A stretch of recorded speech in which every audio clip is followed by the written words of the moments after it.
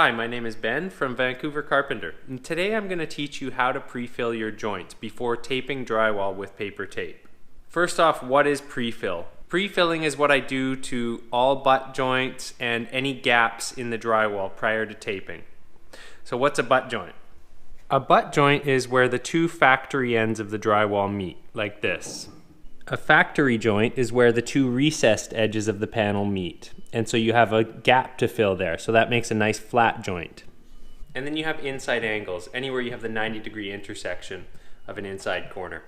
So with the recessed joints, the flat joints as we call them, because they wind up flat when you finish coating them, I don't usually do any pre-fill on those unless the gap is over 1/8 of an inch. However, sometimes with 5/8 drywall, it does require a pre-fill. So let's take a quick look at one of those.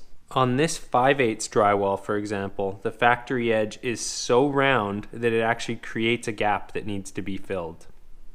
When pre-filling the recessed joints, you want to make sure that you're not actually filling in the recess. It's just the little crease left from the rounded over 5/8.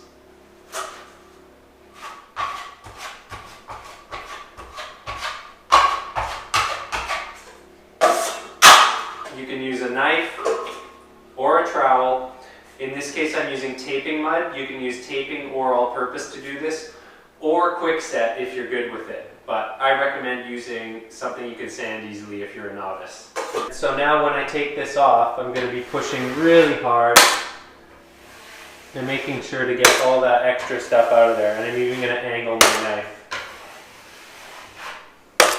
So as you can see, the indent is filled, but I've left the recess hollow, so there's room for tape. Next, let's get into the butt joints. So these I actually like to carve a small recess into them out with a sharp knife. I just cut a very small chamfer on each side. You need a nice sharp knife to do this.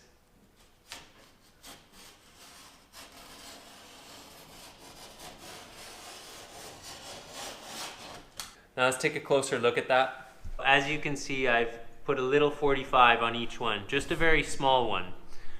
And you want to get loose material out. The reason I do this is I like to make sure that there is mud in the joint. I have fixed so many cracks over my career, and almost every single time the reason is there is not mud in the joint. There's a variety of other small reasons, like wrong type of mud, wrong type of tape, poor drying conditions, but the number one reason is there is not mud behind the tape. So I really like to seal the joint shut. Some people like to butt the boards together super tight when they're hanging drywall, and in a perfect world, I would actually have a little 1/8 gap on every single butt joint, because that way I can ensure that I'm getting mud in that joint. The next step is I'm going to pre-fill this thing, and I'm going to be pushing pretty hard to really make sure that's full, and then just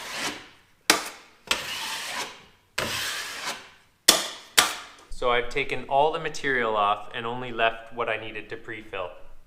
I admit this seems like a lot of extra work, but when I'm doing really high-end drywall jobs and I want to make sure I'm not coming back for any callbacks, I do this on every single butt joint. And next we have inside corners. I always pre-fill those as well. There's a big empty inside corner. So now I'm going to do the same thing on these, trying to make sure I don't leave any mess in the corner that'll get in the way when I'm taping. And this is where I find the trowel really helpful, is forcing it into the inside corners.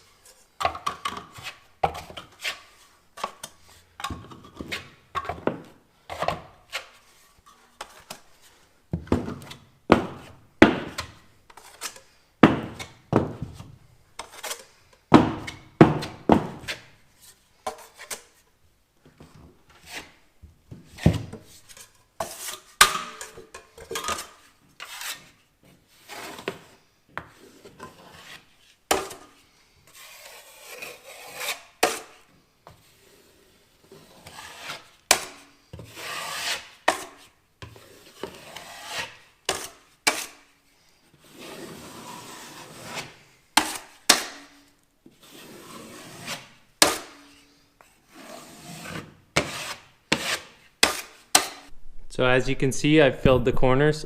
I'm not too worried about this little bit here. That's going to get filled in when I'm taping. But what this does is it stops the tape from being able to shrink and crack. So the last thing that needs to be pre-filled is any damaged board that got damaged in transport or while hanging it. Here's some good examples up here. Right there.